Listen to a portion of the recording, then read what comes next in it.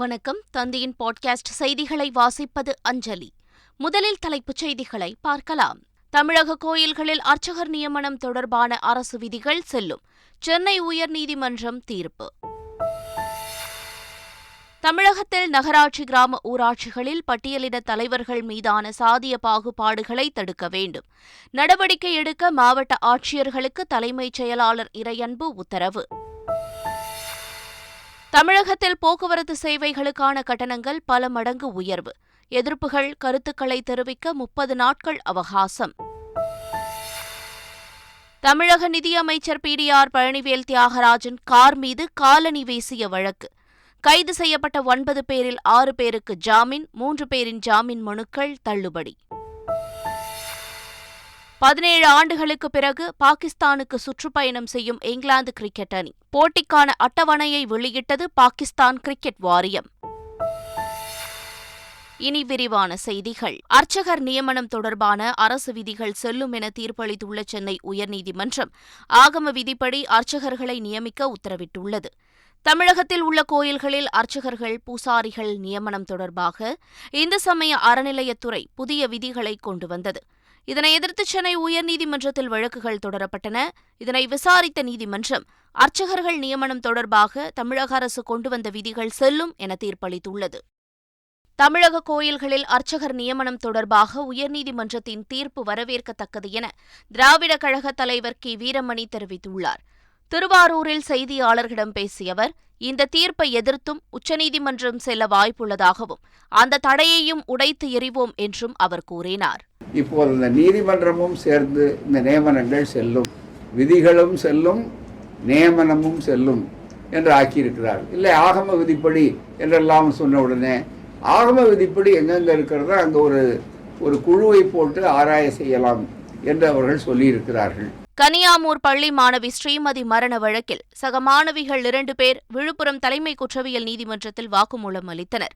பெற்றோர் மற்றும் நீதிமன்ற அனுமதியுடன் சிபிசிஐடி போலீசார் மாணவிகள் இருவரையும் நீதிமன்றத்தில் ஆஜர்படுத்தினர். நீதிமன்ற கதவுகள் மூடப்பட்ட நிலையில் மாவட்ட தலைமை குற்றவியல் நீதிமன்ற நீதிபதி புஷ்பராணியின் முன்பு மாணவிகள் 2 மணி நேரம் வாக்குமூலம் அளித்தனர். இந்த வாக்குமூலம் வழக்கில் முக்கிய திருப்பமாக அமையும் என காவல்துறை வட்டாரத்தில் தெரிவிக்கப்பட்டுள்ளது. கள்ளக்குறிச்சி மாணவி ஸ்ரீமதியின் பிரேத பரிசோதனை அறிக்கையை ஆய்வு செய்த ஜிப்மர் மருத்துவமனை விழுப்புரம் குற்றவியல் நீதிமன்றத்தில் அறிக்கையை தாக்கல் செய்தது. உயர்நீதிமன்ற உத்தரவின்படி கடந்த ஜூலை 19ஆம் தேதி மாணவியின் உடல் மறு பிரேத பரிசோதனை செய்யப்பட்டது. இதனையடுத்து 2 பிரேத பரிசோதனை அறிக்கைகளும் கடந்த 1ஆம் தேதி 3 பேர் கொண்ட ஜிப்மர் மருத்துவமனை குழுவிடம் ஒப்படைக்கப்பட்டது. இவற்றை முழுமையாக ஆய்வு செய்த ஜிப்மர் மருத்துவக் குழு விரிவான அறிக்கையை விழுப்புரம் குற்றவியல் நீதிமன்றத்தில் தாக்கல் செய்துள்ளது. கள்ளக்குறிச்சி தனியார் பள்ளி கலவரத்தின் போது டிராக்டர்கள் கொண்டு பேருந்துகளை சேதப்படுத்திய இளைஞர் நீதிமன்றத்தில் சரணடைந்தார். மாணவியின் மரணத்திற்கு நீதி கேட்டு பள்ளியின் முன்பு நடைபெற்ற போராட்டம் கலவரமாக மாறியது. இந்த சம்பவத்தில் டிராக்டர் மூலம் பேருந்துகளை சேதப்படுத்திய ஜெயவேல் என்ற இளைஞர் கள்ளக்குறிச்சி 2வது குற்றவியல் நீதிமன்றத்தில் சரணடைந்தார். இதனையடுத்து ஜெயவேலை 15 நாட்கள் கடலூர் மத்திய சிறையில் அடைக்க நீதிபதி முகமது அலி உத்தரவிட்டார். நாகையைச் சேர்ந்த தமிழக மீனவர்களை இலங்கை கடற்படையினர் சிறைப்பிடித்துள்ள சம்பவம் அதிர்ச்சியை ஏற்படுத்தியுள்ளது. நாகை மாவட்டம் அக்கரைப்பேட்டை பகுதியைச் சேர்ந்த 10 மீனவர்கள் கடந்த 5 நாட்களுக்கு முன்பு கடலுக்கு மீன்பிடிக்க சென்றுள்ளனர். இந்நிலையில் அவர்கள் எல்லை தாண்டி வந்ததாக கூறி இலங்கை கடற்படையினர் 10 பேரையும் கைது செய்தனர். நிலுவைத் தொகையை காரணம் காட்டி மின் விநியோகத்தை நிறுத்தும் மத்திய அரசு மாநிலங்களுக்கு வழங்க வேண்டிய நிலுவைத் தொகையை வழங்காதது ஏன் என அமைச்சர் செந்தில் பாலாஜி கேள்வி எழுப்பியுள்ளார். கோவையில் செய்தியாளர்களிடம் பேசிய அவர், 70 கோடி நிலுவைக்காக மின்சாரம் வழங்க தடை விதிப்பதாகவும் தமிழக அரசுக்கு பல கோடி நிலுவைத் தொகை இருப்பதை மத்திய அரசு உணர வேண்டுமென்றும் தெரிவித்தார். நம்ம கொடுக்க வேண்டிய பில்லு ஒரு 67 கோடி 70 கோடி இருக்கும்போது நமக்கு மின்சாரம் வாங்கக்கூடிய வசதிகளை தடைப்படுத்துகிறாங்க. தமிழக அரசுக்கு கொடுக்க வேண்டிய பல்வேறு நிலுவைத் தொகைகள் இருக்குது. துறைகள் வாரியாக எடுத்துக்கிட்டிங்கன்னா ஒன்றிய அரசு கொடுக்க வேண்டிய நிலுவைத் தொகைகள் இருக்குது. அதெல்லாம் உரிய காலத்தில் கொடுப்பதற்கு பதிலாக சில தொகைகள் காலதாமதமாகி அதுக்கப்புறம் தான் கொடுக்குறாங்க. அதுக்கு நம்ம என்ன சொல்ல முடியும்? மக்கள் நலத்திட்டங்கள், இலவசங்களுக்கான வித்தியாசத்தை மத்திய அரசு புரிந்து கொள்ள வேண்டும் என்று திமுக எம்பி கனிமொழி கேட்டுக் கொண்டுள்ளார். சென்னை எழும்பூரில் நடைபெற்ற கல்லூரி நிகழ்ச்சியில் கலந்து கொண்ட பிறகு செய்தியாளர்களிடம் பேசிய அவர், அரசியல் உட்பட அனைத்து துறையிலும் பெண்களுக்கு இடஒதுக்கீடு வழங்கும் மசோதாவை மத்திய அரசு இதுவரை நிறைவேற்றாதது ஏன் என கேள்வி எழுப்பியுள்ளார். நலத்திட்டங்களுக்கும் இலவசங்களுக்கும் ஒரு வித்தியாசம் இருக்கிறது என்பதை அவர்கள் புரிந்து கொள்ள வேண்டும். அடித்தட்டில் இருக்கக்கூடிய மக்களை அவர்களுக்கு பயன்படக்கூடிய தலைவர் கலைஞர் அவர்கள் விவசாயிகளுக்கு இலவச மின்சாரம் கொடுத்தார்கள். அந்த மின்சாரம் இல்லை என்றால் இன்றைக்கு பல விவசாயிகள் விவசாயத்தை விட்டே போக வேண்டிய ஒரு சூழ்நிலை உருவாகி இருக்கும். திமுக அறிவித்த 500க்கும் மேற்பட்ட வாக்குறுதிகளில் பாதிக்கும் மேற்பட்டவை தேவையில்லாத இலவசங்கள் என்று தமிழக பாஜக தலைவர் அண்ணாமலை குற்றம் சாட்டியுள்ளார். சென்னையில் செய்தியாளர்களிடம் பேசிய அவர், பொருளாதார திட்டமிடல் இல்லாமல் இலவசம் என்னும் பெயரில் வாக்குறுதிகளை அளித்து திமுக ஆட்சிக்கு வந்ததாக குற்றம் சாட்டினார். டெல்லியில் பிரதமர் அறைக்குள் சென்று நிதி இல்லை காப்பாற்றுங்கள் என முதல்வர் கூறுவது எப்படி சரியாகும் என அவர் கேள்வி எழுப்பியுள்ளார். ஒரு 2 ஃபைலை தூக்கிட்டு போறீங்க, பேப்பரை கொடுக்குறீங்க க்ளோஸ் ரூம்குள்ள, பத்திரிக்கை முன்னாடி தமிழ்நாட்டில் வீரவசனமாக டைலாக் பேசுறீங்க, டெல்லி போனோடனே ரூம்குள்ளே சொல்றீங்க ஃபினான்ஸ் எல்லாம் நீ காப்பாத்துங்கன்னு. எப்படி ஒரு பிரைம் மினிஸ்டர் இந்தியாவில் இருக்கக்கூடிய 30 ஸ்டேட்டை எப்படி காப்பாற்றுவார்? தமிழ்நாட்டில் நகராட்சி மற்றும் கிராம ஊராட்சிகளில் பட்டியலின தலைவர்கள் மீதான சாதிய பாகுபாடுகளை தடுக்க மாவட்ட ஆட்சியர்கள் நடவடிக்கை எடுக்க வேண்டும் என்று தலைமைச் செயலாளர் இறையன்பு உத்தரவிட்டுள்ளார்.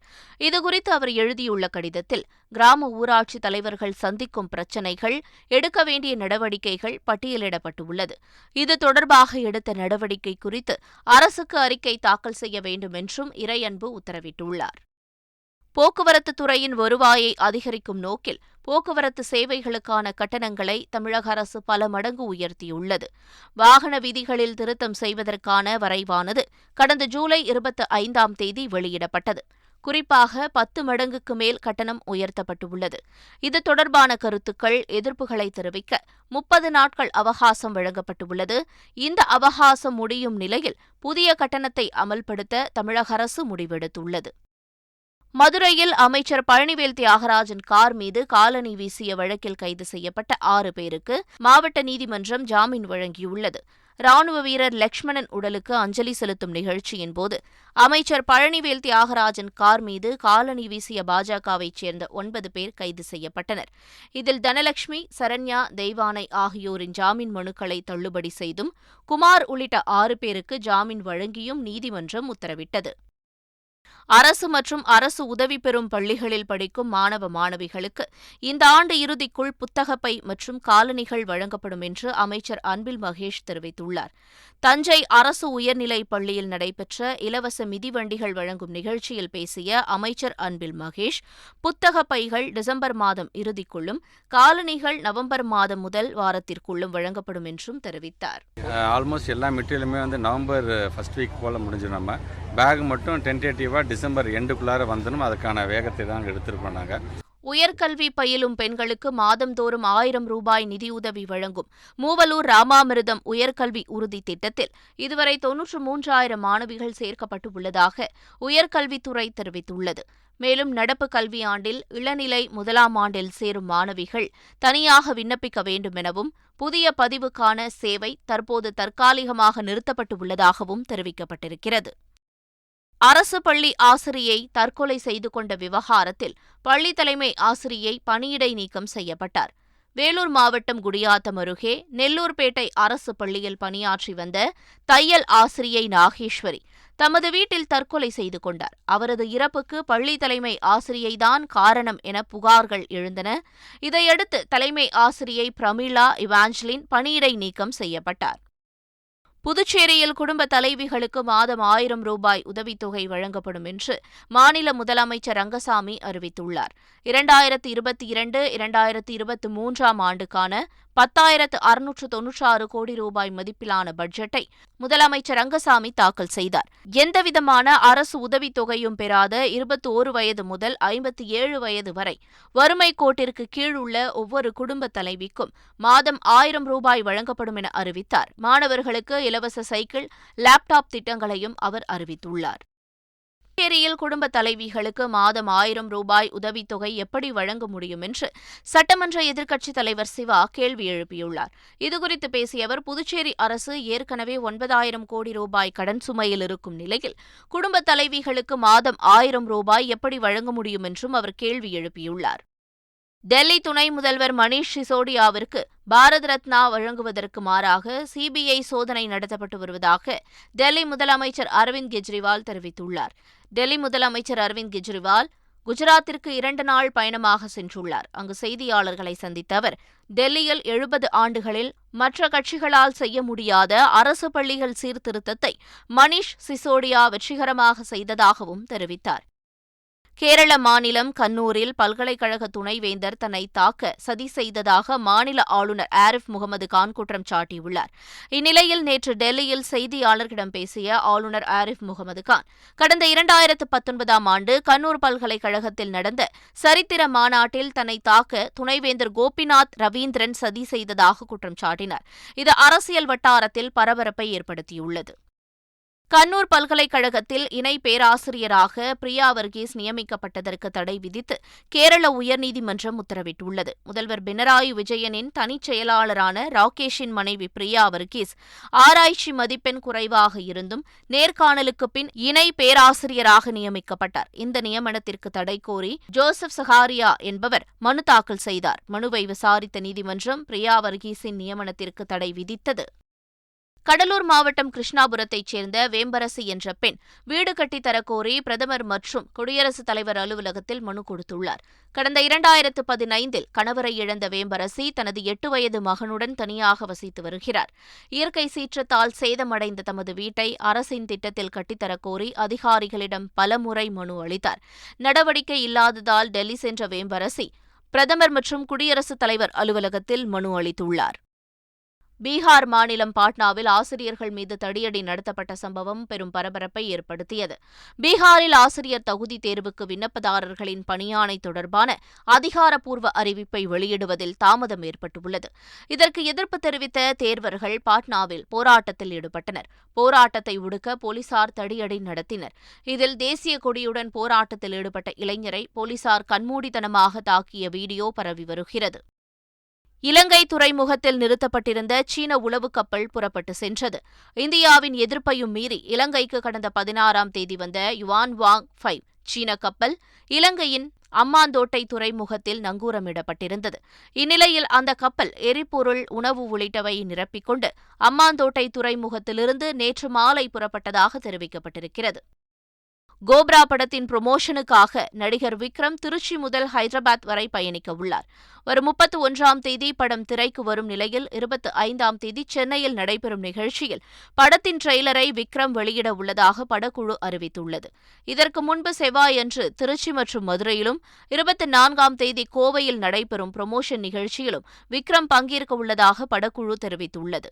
வார இறுதியில் கொச்சின், பெங்களூரு, ஹைதராபாத்தில் விக்ரம் பங்கேற்க இருக்கிறார்.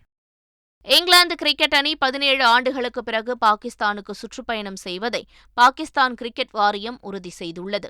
இதற்கான போட்டி அட்டவணை வெளியிடப்பட்டுள்ளது. அதன்படி 7 போட்டிகள் கொண்ட T20 தொடர் கராச்சி மற்றும் லாகூர் மைதானங்களில் வரும் செப்டம்பர் மாதம் நடைபெறுகிறது. மேலும் 3 போட்டிகள் கொண்ட டெஸ்ட் தொடர் ராவல்பிண்டி, முல்தான், கராச்சி ஆகிய மைதானங்களில் வரும் டிசம்பர் மாதம் நடைபெறுகிறது. ஜிம்பாப்வே அணிக்கு எதிரான 3வது ஒருநாள் போட்டியில் த்ரில் வெற்றி பெற்ற இந்திய அணி தொடரை முழுமையாக கைப்பற்றி ஒயிட் வாஷ் செய்தது. ஹராரேவில் நடைபெற்ற 3வது ஒருநாள் போட்டியில் முதலில் பேட் செய்த இந்திய அணி 50 ஓவர்களில் 8 விக்கெட்டுகள் இழப்பிற்கு 289 ரன்கள் சேர்த்தது. தொடர்ந்து 290 ரன்கள் என்ற இலக்குடன் களமிறங்கிய ஜிம்பாப்வே அணி கடைசி ஓவரில் 276 ரன்களுக்கு ஆட்டமிழந்த நிலையில் 13 ரன்களில் இந்திய அணி போராடி வெற்றி பெற்றது. மீண்டும் தலைப்புச் செய்திகள். தமிழக கோயில்களில் அர்ச்சகர் நியமனம் தொடர்பான அரசு விதிகள் செல்லும். சென்னை உயர்நீதிமன்றம் தீர்ப்பு. தமிழகத்தில் நகராட்சி, கிராம ஊராட்சிகளில் பட்டியலிட தலைவர்கள் மீதான சாதிய பாகுபாடுகளை தடுக்க வேண்டும். நடவடிக்கை எடுக்க மாவட்ட ஆட்சியர்களுக்கு தலைமைச் செயலாளர் இறையன்பு உத்தரவு. தமிழகத்தில் போக்குவரத்து சேவைகளுக்கான கட்டணங்கள் பல மடங்கு உயர்வு. எதிர்ப்புகள், கருத்துக்களை தெரிவிக்க 30 நாட்கள் அவகாசம். தமிழக நிதியமைச்சர் PDR பழனிவேல் தியாகராஜன் கார் மீது காலணி வீசிய வழக்கு. கைது செய்யப்பட்ட 9 பேரில் 6 பேருக்கு ஜாமீன், 3 பேரின் ஜாமீன் மனுக்கள் தள்ளுபடி. 17 ஆண்டுகளுக்கு பிறகு பாகிஸ்தானுக்கு சுற்றுப்பயணம் செய்யும் இங்கிலாந்து கிரிக்கெட் அணி. போட்டிக்கான அட்டவணையை வெளியிட்டது பாகிஸ்தான் கிரிக்கெட் வாரியம். இத்துடன் செய்திகள் நிறைவு பெறுகின்றன. வணக்கம்.